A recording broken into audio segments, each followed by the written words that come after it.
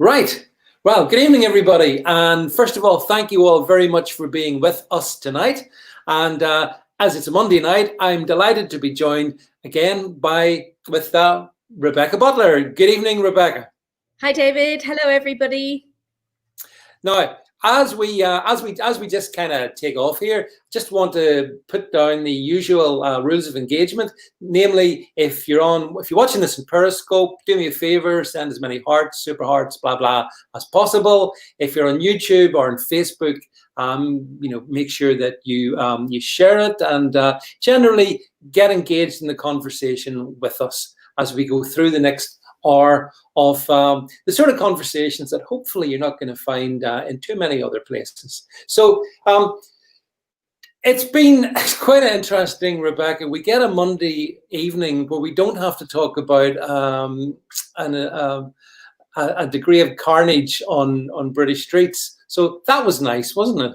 Yeah, well, what a lovely, blessed relief that my only worry this morning was not how many people had died in a machete attack, but how short to have my hair cut at the hairdressers today. It was like a great feeling of peace came over me this weekend that there wasn't an atrocity. And how many police were injured this weekend? Do you know? Because that's become a regular story as well. I think we're up to about 300 in the last 4 weeks, aren't we?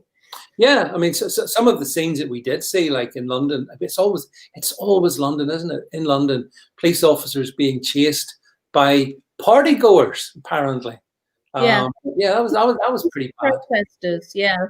Yeah, I mean, actually, just on this one, before we get into the main topics, did you see the story also about the British athletes that were stopped by the police? Two black British athletes, I can't remember their names, and that suddenly became in a whole inquisition into, is it racism? Is this just because they're black and they're in a Mercedes? And then we discovered the story that, well, actually, no, they were driving on the other side of the road erratically, and that gave the police every good reason to stop them. Why can't we just have things like this investigated for what they are, not turned into a case celeb against the police? Did you see that story? I did, and I'm trying to think who it was, because I do recognise the sprinters normally. It wasn't Dana Asher-Smith. What's her name? But yeah, I mean, it's just like it's a jump to the easiest defense. It's a jump to the accusation that is the hardest one to overcome. And it's just lazy. Instead of saying, you know what, I'm banged to rights, or why don't we wait to hear what the facts are? People just don't do that anymore. They're so intellectually devoid of integrity and morality anymore. These are just easy, lazy excuses. I'm done with them. I really am. I'm done. Yeah. It doesn't do any good to anybody whatsoever. But okay, so we'll kick off. We've got enough people on the stream now, so lots of interesting comments regarding. So I put this one up. Looks great, your hair. Well, thank you so much. Oh, you mean Rebecca's? All right, okay.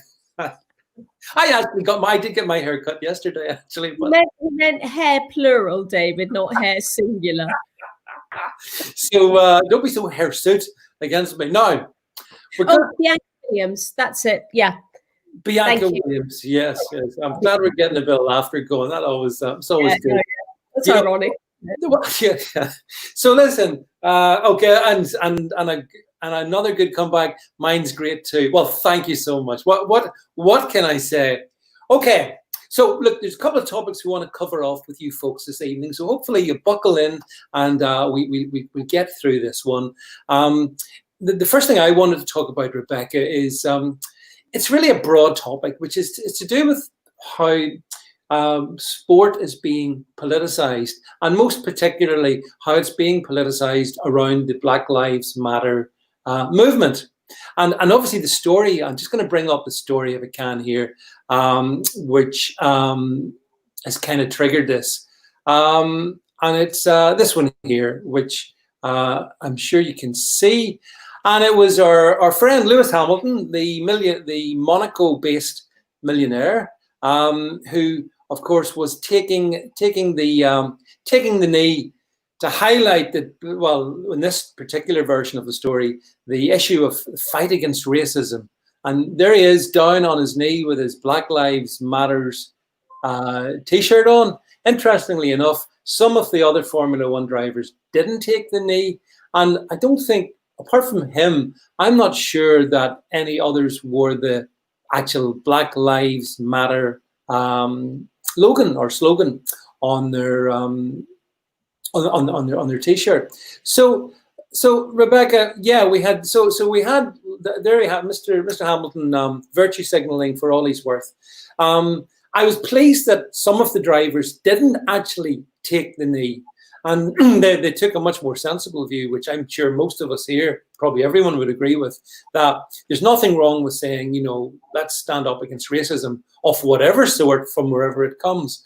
But this whole story about the virtue of Lewis Hamilton, and, you know, this guy who doesn't even he supports this cause in the UK, not prepared to pay taxes in the UK, not prepared to do that, swanning around in South France and all that. Fair enough, but there's a sort of a hypocrisy, and for me, Rebecca, it's also about a toxicity.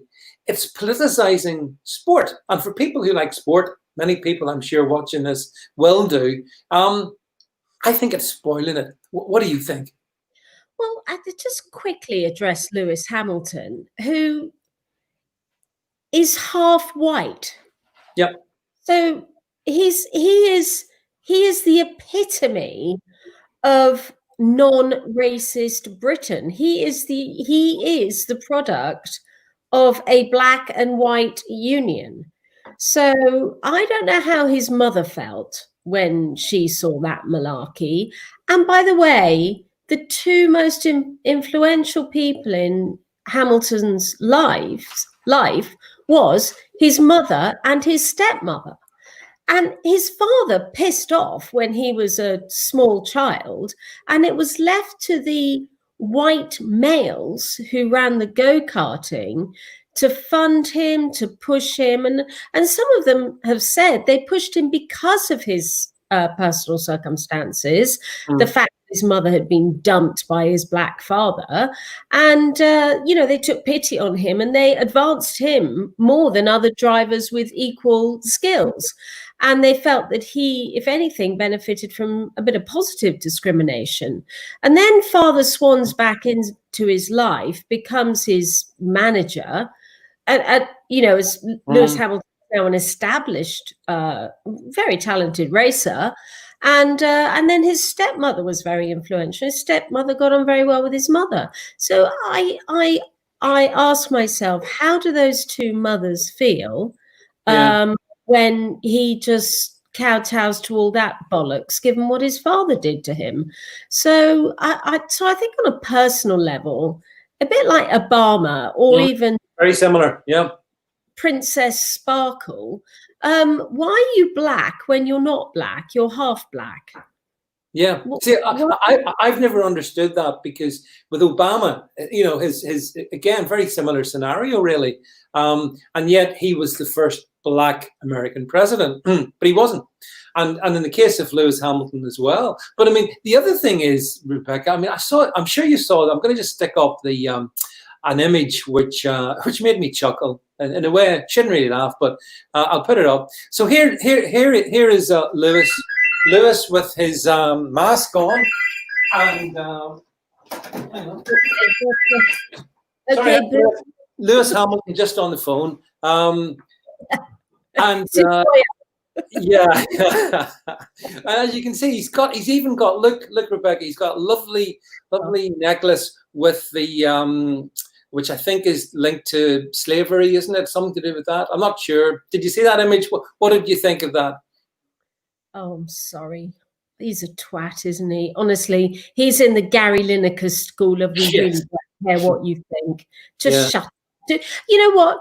Yes, they're good at sport. Fine. Gary Lineker can kick a leather ball around and make a lot of money out of it. Yeah. Lewis Hamilton can drive a car. Big, whoopee-do. What did you do to the greater sum of human endeavor? Jack all. You did nothing. You're not entertaining. What you do is marginally interesting. But the minute you've won, we probably forget about you until you're on the telly again. You know, I'm not saying they shouldn't express themselves politically, because they're entitled to. But the thing is, they abuse their position of influence and their following to push agendas on which they're not particularly well educated. These are not people who know what they're talking about. Yeah, no, yeah, you're right. But that is the problem. And actually, we see it in sort of flip it to the other side, football. So, I mean, they've got themselves tied in knots. The Premier League, and I'm sure everyone's seen the, you know, initially they were all taking the knee, and they've got Black Lives Matters. And then, oh my goodness, Black Lives Matters UK division comes out with a, you know, a pretty much hostile criticism of Israel, which isn't instantly linked to Black Lives Matter, as far as I can see. But and then that's caused a bit of a reshuffle, and now we've got some of the punditry on football on Sky and whatnot, saying they won't wear Black Lives Matter insignia now. So I think that's a mess as well. But I think the point about it is the one that you make. I think they thought that Black Lives Matter is a slogan, not a Marxist organization with a determination to destroy most of our culture if it possibly can. And so, as you say, Rebecca, it speaks to the lack of intelligence of these people more than anything else.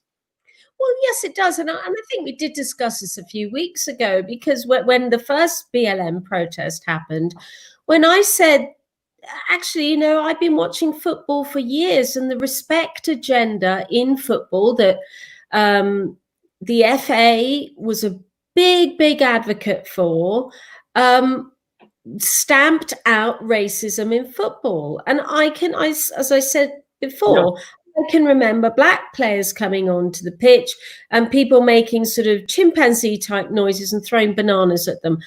Thoroughly disgusting and unacceptable, but they never did it to the home team unless you were in the visitors stand at the end. You know, your own tribe never got it, but the others did. So, and I really feel that football did address the racism both on and off the pitch.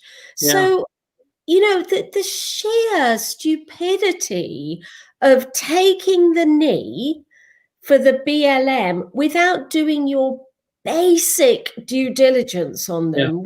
You know, I know our Leave Voting friends would all Google something before they follow it because we're too smart. And just have a quick look at BLM, just have a look at where it comes from, look at the Black Panther organization, you know, basic due diligence. And that picture of Starmer and Rayner on the knee in their shadow office. I mean, that's not going to age well, is it, with the anti-Semitic problem in the Labour Party? You know, Rebecca Long Bailey out, but hang on, who's next for taking the knee for an anti-Semitic organization? I mean, but in the same way as, you know, when it comes to these sporting people like the Formula One guys, or indeed the football pundits who probably aren't right at the top of the intellectual tree, possibly. You can sort of make excuses for them, but you know, there's no excuses for people like Sir Keir not doing his homework into who exactly BLM were and what they stand for. And as you say, Rebecca, it's a Google search. It's not very difficult. Just go on their website and they tell you exactly what they're about, and they're not shy about telling you what they stand for. But yeah, it seems to me the Me page is brilliant. It just sets it all out, and that's all you need to read. That's for their up-to-date mission statement. And you know, this jumping on the bandwagon is not going to age well. It's really not going to age well. But you know what, David? I did a jig around the house when the anti-Semitism came out, because I was just over the moon thinking, brilliant, all you idiots who jumped on the bandwagon, you look really stupid now. And what I didn't sort of stop you on, Lewis Hamilton's helmet had a different insignia on the back. It didn't have Black Lives Matter. It did originally. Yeah. And the Mercedes team changed it to 4 interlocking hands, different colors. Yeah, I didn't see that. I thought it looked odd. Yeah. So that's what it was. Yeah. So yes, they did change it. But of course, anybody who knows their history would know that if Lewis Hamilton was driving a black Mercedes, and there's quite a well-known character from 1930s Germany who drove a black Mercedes, and we all know what he did. Yeah, that's right. Yeah, so there's almost a complete disconnect between these people and this kind of cause that they've so very quickly moved to embrace. And it's not, sport's the one that gets me the most, because I just think it's demeaning. As somebody said in the stream here as well, whenever the crowds eventually return to the football stadiums, I would be very surprised if taking a knee would go down terribly well with at least a section of the fans. This is like virtue signaling that's allowed, because we're living in a strange world of football games with fake crowd noises. I don't know if you've watched any of them do you watch with the fake noise on, or the other channel with the fake noise off? Yeah. I mean, I can certainly speak for the Holt End at the Villa and the Northern Stand at Southampton. There'll be a lot of booing if that ridiculous behaviour happens, because normal people, your man on the Clapham omnibus cannot stand this ridiculous cultural war that is being imposed on all of us. And frankly, the problem with people like us is we think we've won the battle and then move off the battlefield. So like we thought we'd won Brexit. 4 years ago we'd won. So we moved away from the battlefield. Meanwhile, the losers are still there fighting. Even though we've left, they're still fighting. And that will happen here, that even though mainstream has departed and left the stage, they'll still be performing, and there'll still be the odd, the thicko just taking the knee. But on that point, David, one thing that I kind of alluded to at the beginning of this in a bit of a snarky comment was how many police have been injured. Yeah. The big C conservative, middle class, middle-aged, Middle England person in me, I might be called Karen, I don't know. I'm still waiting for Twitter to tell me what a Karen is, but I might be one. But anyway, if that's what it is, I'm a Karen. Well, listen, I'm a gammon. So if you're, so I'm gammon. So if I'm gammon, who knows? Maybe you are a Karen. I don't know. I did ask Twitter if I'm a Karen, so I didn't really know what it is, but I can guess. So I suspect I am, and I'll wear the Karen badge with pride. So what was I going to say? That the police officers being injured. Yeah, the police officers. Any of us who've had a 3-year-old who misbehaves know that you don't give in to them, because the next time they do the same thing again and you've given in, they'll say, well, last time you gave in to me.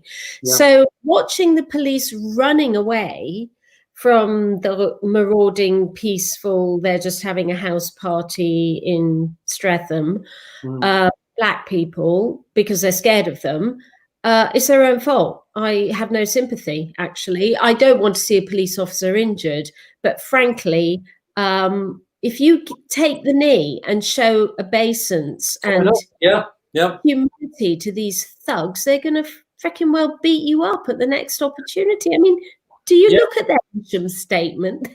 They want you to go. They don't like you. Well, I mean, one of the things that I found most pathetic over the weekend was we had the scene that we just chatted about, the police officers legging it from the mob, the party revelers, right? And then the next, I think it was Sunday morning, we had one of your favorites. I know you really like him, Matt Hancock.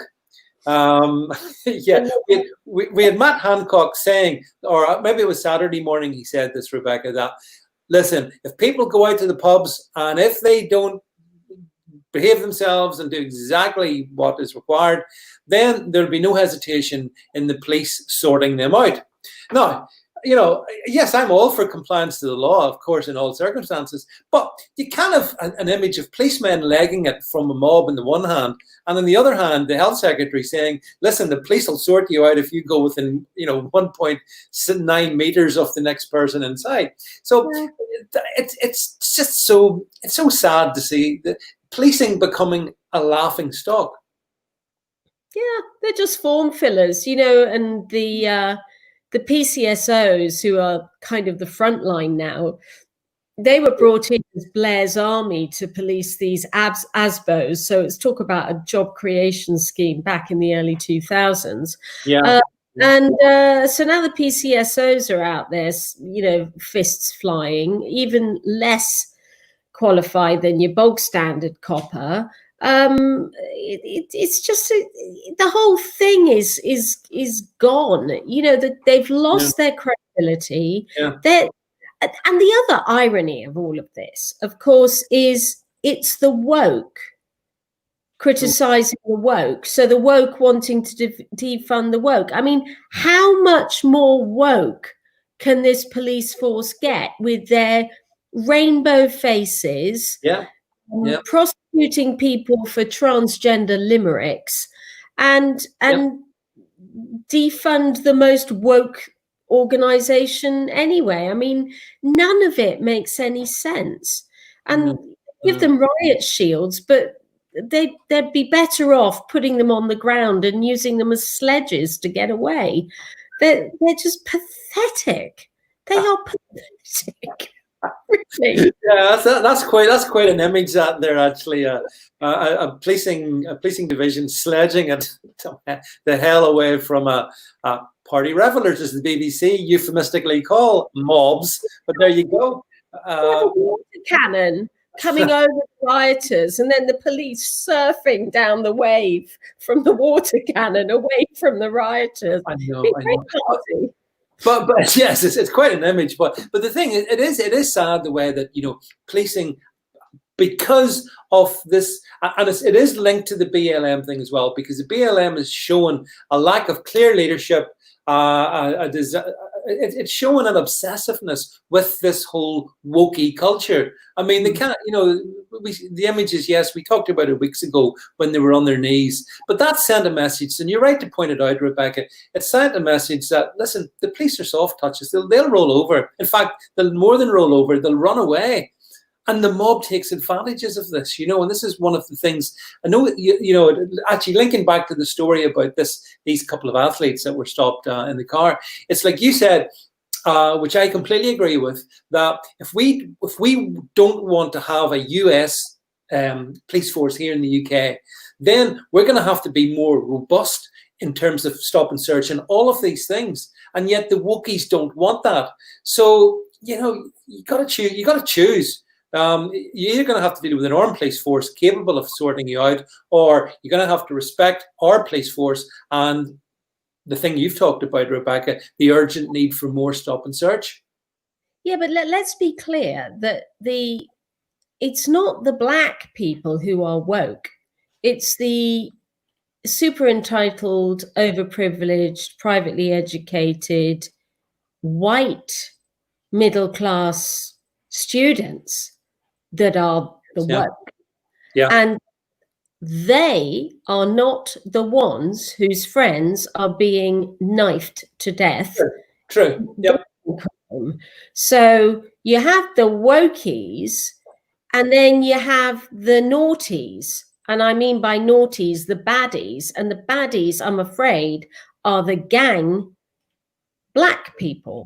It is predominantly a black thing. I mean, there are also ethnic gangs, like all the Romanians jump together or all the Polish people jump together, but they, by virtue of their migration into the UK, they do tend to live in the poorer parts of the country first and then climb up the ladder. But with the EU migration, I'm afraid to say that the EU migrants have come into Britain, and rather than elevating from the bottom up, for example, what the Poles did is they came in and trampled down and then shot up the social scale. So Polish came in and became very successful very quickly. The Romanians will do the same. But I'm afraid that the indigenous British ethnics, like the blacks from the Caribbean and all those areas, their communities are the ones that have the other ethnic groups coming in. But I'm afraid they don't elevate themselves above the European migrants. They've just been pushed down even further by them. That's the reality of migration. If you look somewhere like Australia, for example, you know, the Greeks, the Italians who were after the war, they are now the fruit farmers, the vineyard owners, because as successive groups of migrants have come in, like the Vietnamese, for example, they slot in at the bottom and then push everybody else up. Apart from the Hong Kong Chinese, I'm going to come on to this in a minute, where the Hong Kong Chinese do a whole leapfrog because of money, and it's all down to poverty. It really is. Poverty is deciding this.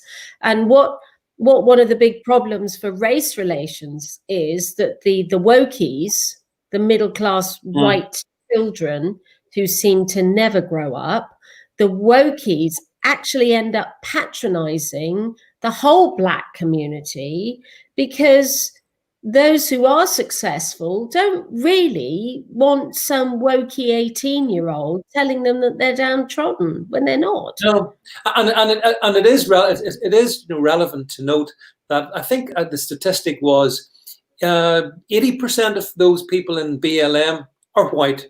The 80% of those who are causing so much trouble in the States and here in the UK as well, to a somewhat lesser degree, you know, they're not from those communities. They are very much, you know, studying at their alleged universities, getting their degree in, you know, in gender studies and all the rest of it. These are the people, and in a sense, what's really bad for me is they're almost patronizing those people who have genuine, as we've talked about before, Rebecca, you know, there are genuine issues and ways that those issues can be potentially dealt with.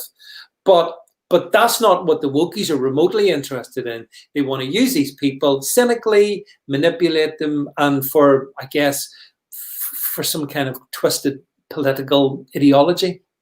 And do you know who the grand wizard of woke is? Tell me. Sir Keir Starmer. Bend the knee. Bend the knee, all BAME shortlists. Yes, I saw that. Yeah. All BAME shortlists. Now, if that isn't, I mean, it was patronizing enough to women, but to do it to BAME, given that BAME are overly represented in Parliament anyway, go up to the north of England and find a council in those cities, like, I'll just mention a few, see if you can spot the links. Oldham, Bradford, Halifax, Leicester, Bolton, Preston, blah, blah, blah. What do they all have in common? Well, some of your viewers might say, oh, they're all grooming gang places.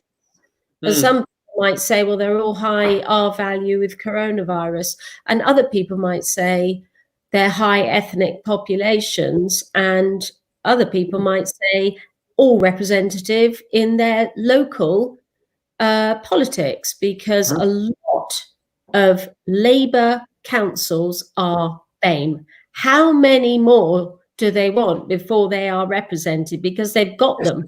Yep. And the grand wizard of wokery to come out today and say all BAME shortlists, I hope Trevor Phillips gives him a slap round the head for that. Because you know, it's outrageous thing to suggest. Absolutely outrageous. That's not representative. Well, that was possibly peak woke, but I think he's actually topped himself, because he subsequently, did you see the Yache uses Sir Keir again, come out with, he's going to put himself through unconscious bias. I can't say it without laughing. Unconscious bias training, because apparently he has biases, but he's just not aware of them. Take it from there, Rebecca, please. Yeah, was it the use of the word moment or something? Yes, he called the protest a moment. And that indicated he may have unconscious bias. Therefore, he has to go on a correctional training course. It's like the microaggression of how do you make a poppadom? Or, you know, why do you eat fried bananas or whatever the microaggression is? Yeah. University. You stupid idiot. You know, look, he's got the vote of Extinction Rebellion, who happen to be the wokies, who happen to be BLM. He's got that. He's got to get me back, right? He's got to get Middle England back to voting in Tony Blair numbers, right? He's got to get that sector of society to vote for him in 4 years' time. He's not going to do it by being Captain Wokey McWokeface. Exactly. It's a particularly woke day. It's not going to work. It's really not. So, I mean, I thought I have to say, I know people are going to react to this, but I thought his lobbing out of Rebecca Long Bailey was a bit rich. I thought, hang on a minute. You take the knee for an anti-Semitic organization. Yeah. And she retweets an article from The Independent written by Maxine Peake, which talks about the Israeli secret services. And she loses her job. I mean, you know what? I'm a free speech union barrister. I say, hang on a minute. She's got every right to retweet somebody else without losing her job. That was outrageous. I think, Rebecca, you've come up with the best one-liner of the night. Captain Wokey McWokeface is getting the talk. But yeah, I mean, actually, funny enough, I discussed this with Anne-Marie Waters the other week, and she made exactly the same point. There are many, many reasons for booting many foul anti-Semites out of the Labour Party, but in this particular occasion, it really wasn't that egregious what Rebecca Wrongdaly did. It was maybe poor judgment, but it was certainly nothing, no more. Perhaps he was trying to make a point. Maybe there was other politics to it, but how to alienate people. Yeah. If you're trying to draw in the Corbynistas in the party, you don't go and trample on free speech in that way, and to really to humiliate that side of the party in the way that he did, I thought was a ridiculous thing to do. Because who's he got now? Who's he? She was the only one really with any passing ability. Yeah, I mean, at least she's got a brain.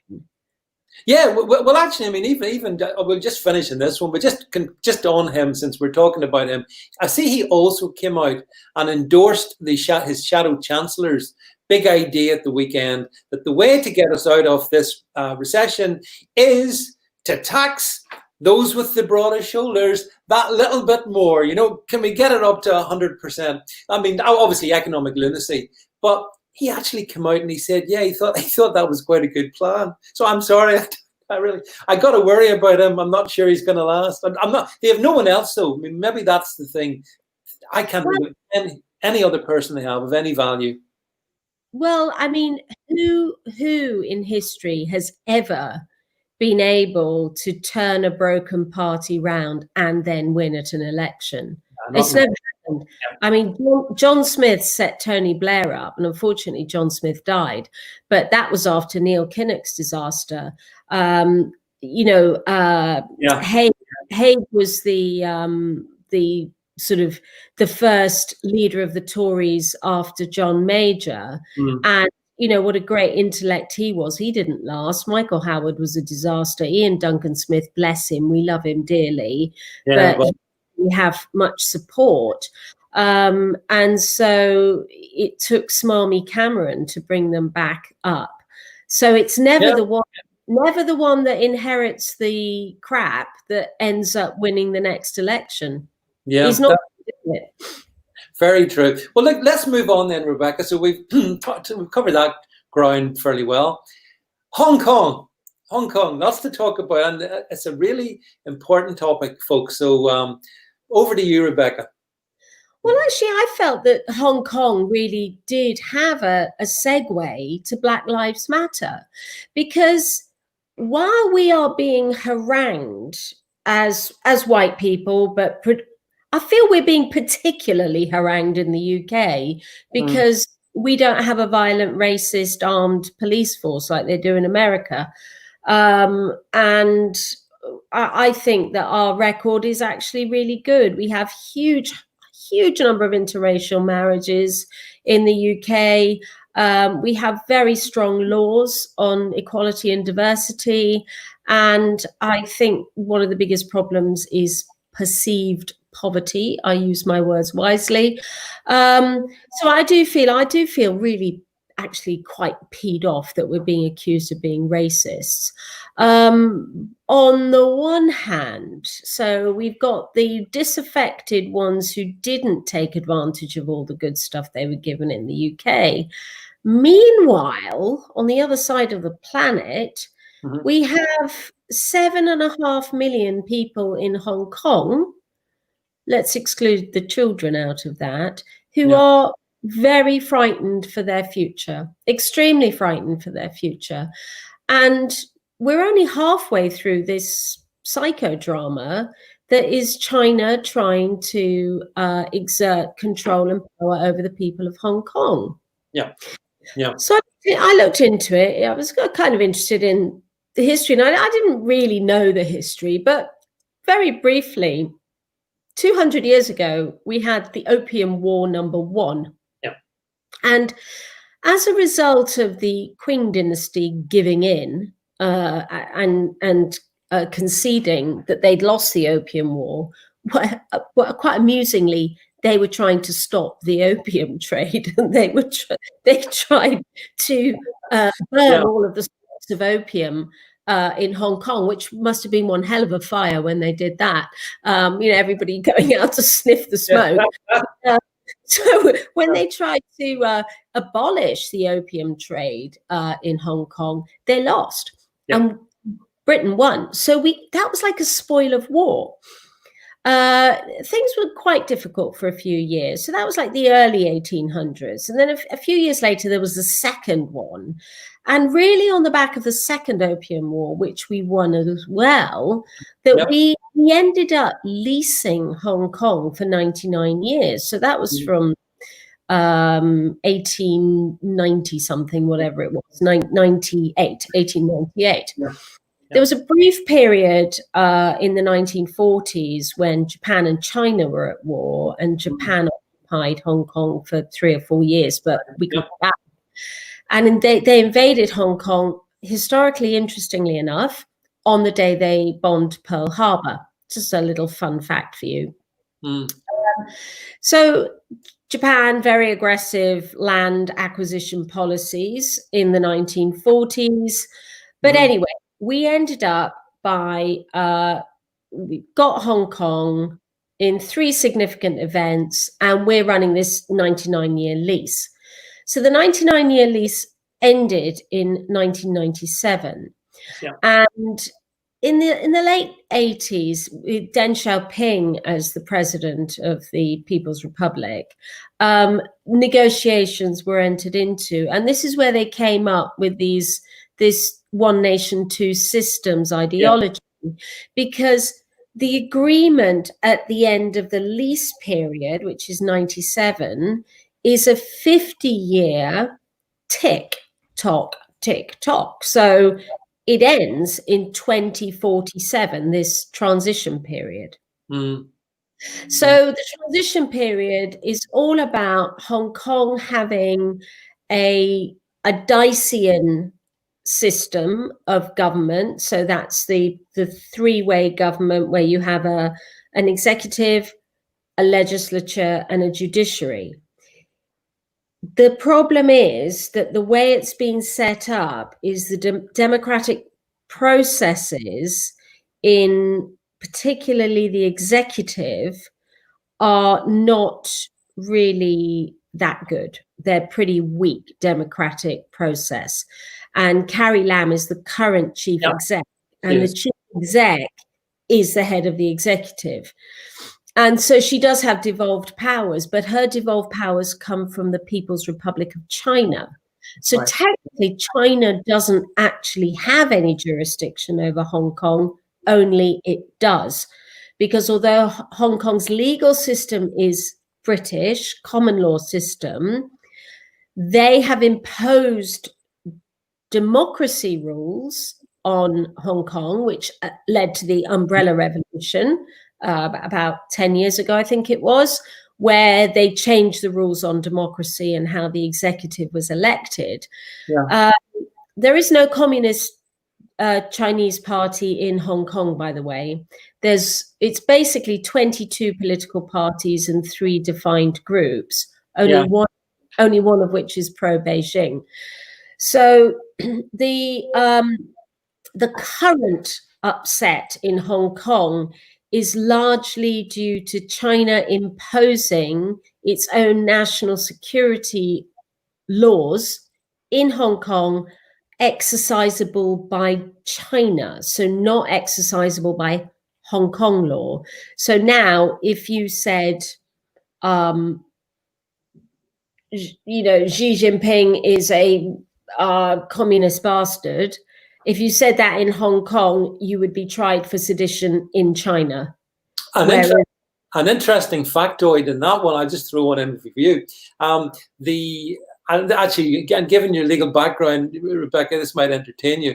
I understand that the conviction rate in the Chinese courts operates around the 99.6% ratio. So in other words, if you're going to be tried in a China court, you're going to be found guilty, which must come somewhat of a concern to the inhabitants of Hong Kong. Well, it does. And of course, they have enjoyed their freedom of speech. They have enjoyed every advantage and taken full advantage of every benefit that being a British territory overseas has conferred on them. They have enjoyed the common law. They have enjoyed their adversarial legal system. They have enjoyed their democracy up until now. So when I see these whinging Winnies and Black Lives Matter complaining about how awful we are, my view is do a swapsy, you go to Hong Kong, and would that Cantonese person kindly find the red carpet over there, because you're very welcome to come to the UK. But there is a really, really important thing here, which funnily enough, I think links to Brexit. Okay, right. So this is only a theory, okay, but just bear this out. Okay. China has always controlled its currency, okay, so it's always kept its currency deflated in order that it benefits from export, because it's become a manufacturing powerhouse. But post-coronavirus and Xi Jinping's sort of eternal leadership policies and this sense that diplomacy in the West is turning against China, I think China is turning away from being a manufacturing economy to being a services economy. And where does all that happen? It's in Hong Kong. I mean, Hong Kong is only 7 million population, but look where they are in the world rankings. On any metric that you measure a country's success, Hong Kong is up in the top 10. I mean, they're the number. They've been the number one for a long time in terms of up until maybe arguably the last 12 months in terms of economic freedom, the ability to get on with doing business. That's been, I mean, and that's actually an inheritance of us. Britain bequeathed that to Hong Kong, which was nothing before us. And we provided, due to some very good governorship out there, we bequeathed a very laissez-faire approach to capitalism, and it's prospered and done so well, hasn't it, for the people of Hong Kong? I have very fond memories of Hong Kong. I stopped on my honeymoon. I stopped off on my way. David, they don't want details. No, I'm gonna get all the gory details. So I stopped off in Hong Kong on the way down to Bali. So I've always had a fond memories of, and I've been there subsequently, obviously. But it's a really an amazing place, isn't it? Really, you know, along with Singapore, maybe is a sort of absolute jewel sitting there. But it's the thing for me, Rebecca, about it is you mentioned, you know, the 23 years to go, but China also has its own 2050 plan that by 2050 it will become the economic global superpower, bar none. Hence all the aggression that we're seeing. And I think you might be onto something, that if they can squeeze Hong Kong along the way that you're saying, that maybe, because I think things are turning. China has overstepped itself, I think, recently, and there is a lot of concern now, and we see it in India, we see it across in the States, even in the UK. I think, you know, there's concerns. Even I think Boris is now at last realizing that having Huawei in the UK 5G network is just massive mistake. We don't want the Chinese Communist Party listening into everything we say and do. But I mean, let me ask you this. I mean, Britain, we did have that 99-year lease, and we did, you know, we honoured that. And what else were we going to do? We couldn't defend it, you know, arguably from China and say, you know, you're not having it back. It was a sad day when the Union flag came down. That said, in Hong Kong, but now we have all these people in Hong Kong, and one of the things is, I wanted to ask your view on this. Boris has said he would consider providing some of these people with a path to citizenship here in the UK. And I can see pluses and minuses. I can see both, actually. What's your take on that in terms of Boris's suggestion that might be something that this government would undertake? Well, this is only something that we can offer post-Brexit, by the way. You know, I was talking the other week about Windrush. This is Windrush in reverse, because this is actually the 1971 Immigration Act, which confers some citizenship on the Commonwealth nations, which then got curtailed by the 1972 European Communities Act when we joined the freedom of movement pillar. So this is only something possible post-Brexit. Hallelujah. The contribution that the 500,000 Chinese people made to Australia in 97 when they got the hell out of Hong Kong, and Australia, New Zealand, and Britain, Canada offered citizenship. Now, the Australians have this point-based system, but they basically said, if you've got $250,000 in your bank, you're welcome. So all this money made its way over to Australia, and Australia has absolutely benefited from it. Huge. For me, give them the immigration, give it to them, absolutely give it to them. They will come here. I know I'm being stereotypical here. They will come here. I want them to come to Southampton post-Brexit and build a free port. I want to see the Isle of Wight, a free port. I want to see that. Hong Kong has been a free port for 200 years. They know how to do it. It's a service economy. It matches Britain. Honestly, it's like a lock fitting in a key, lock and a key fitting together, key in a lock. Bring the Chinese over. They know how to do free ports. We want them. We want that sort of immigrant. And it's not 3 million. It's about 150,000 actually who would qualify. But I would have all of them. I honestly would. I'd have the lot. I think a few thoughts from me in this one. And I think that a lot of us Brexiteers have been totally mischaracterized and stereotyped. This country, this United Kingdom, has a history going back, you know, a lot over the centuries. We have brought people in who have contributed enormously to what we have. So it's not about being anti-immigrant. It's always about making sure we have the right kind of people come into our country who can contribute, who can, basically pay their own way, for want of a better word, and make us a better society. So actually, to the horror of some of people who may think me an archdemon in these matters, I can actually see exactly the point that in agreement with the point Rebecca makes. But I've got two concerns, Rebecca. Answer me these. One, a lot of those people that say the 150,000 that might come here, there's the obvious question, well, where are they going to live? Because we don't even have enough houses for the people that are here. Point one. Point two, and this is perhaps my bigger concern even, they will have family left in Hong Kong. They'll not all come here. And we know the Chinese Communist Party, we know how it operates.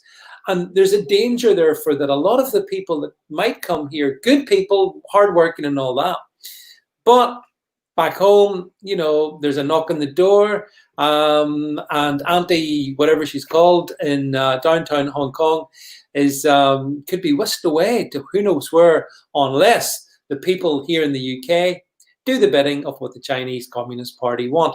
So how would we deal with those two issues? Well, we saw it happen back in January.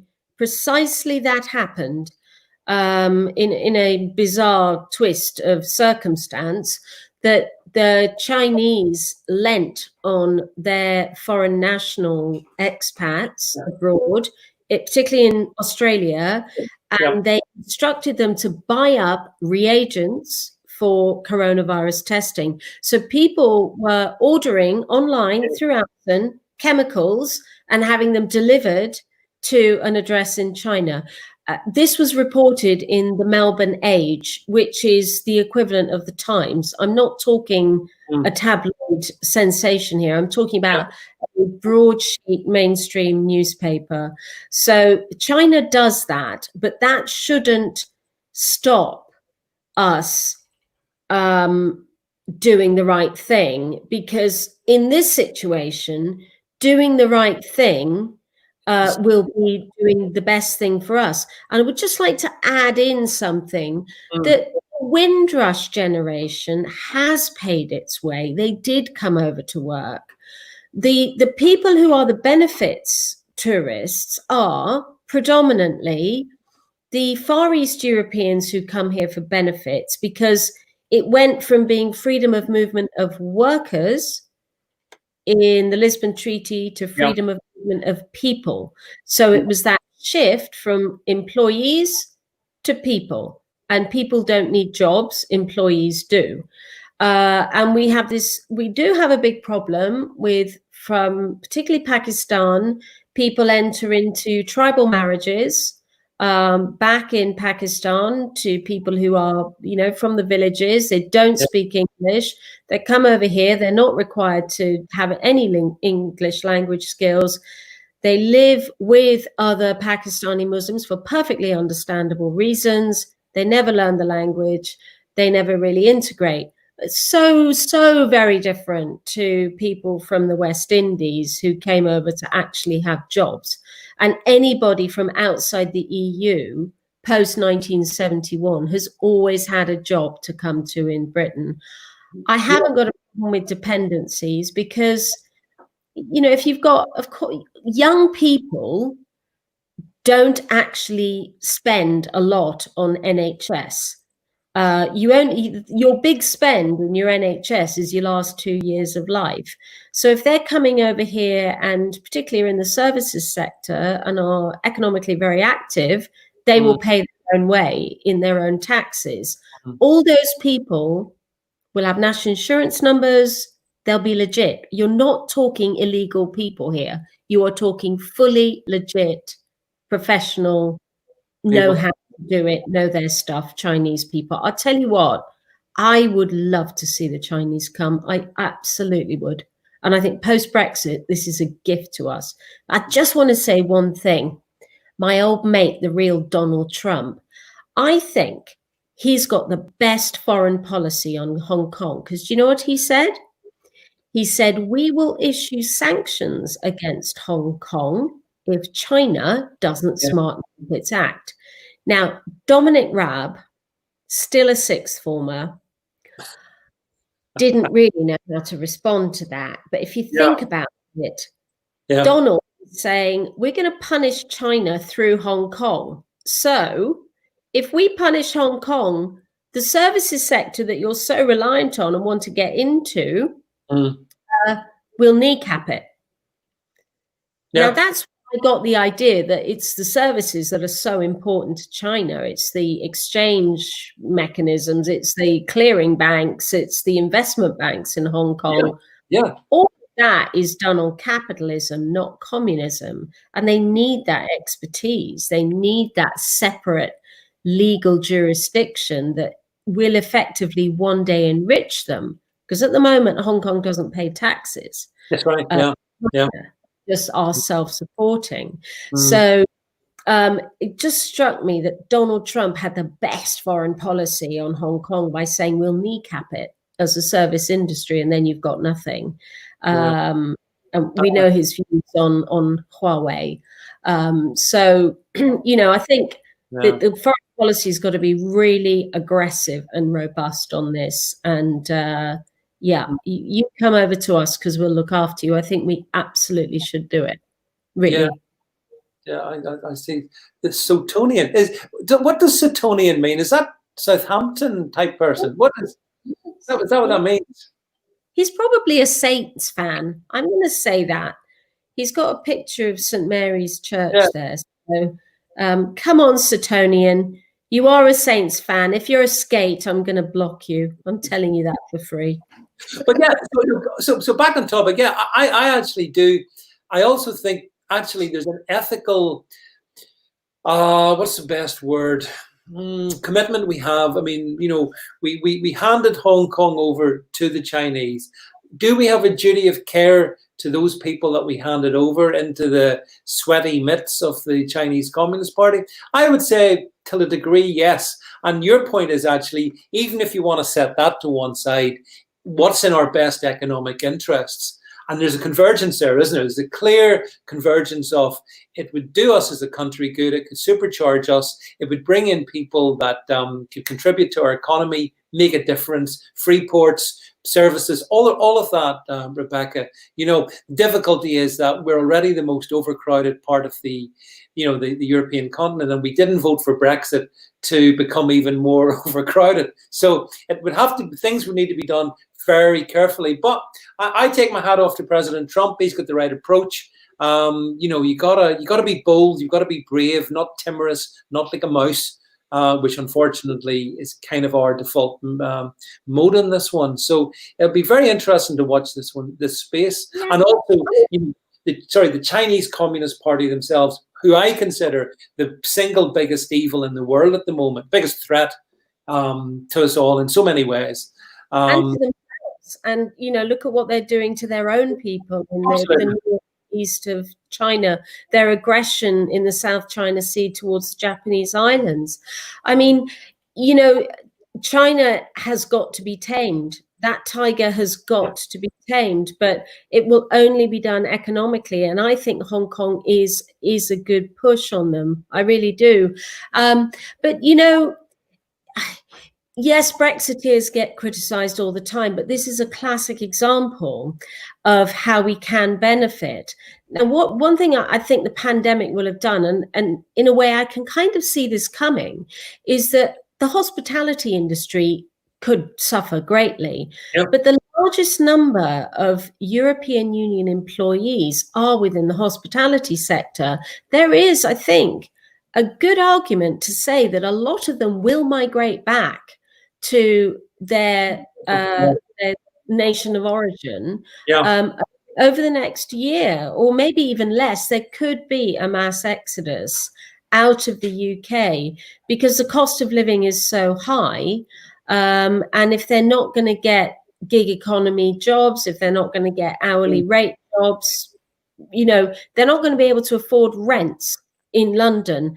I think they will go back to their Eastern European countries where they can survive on less money.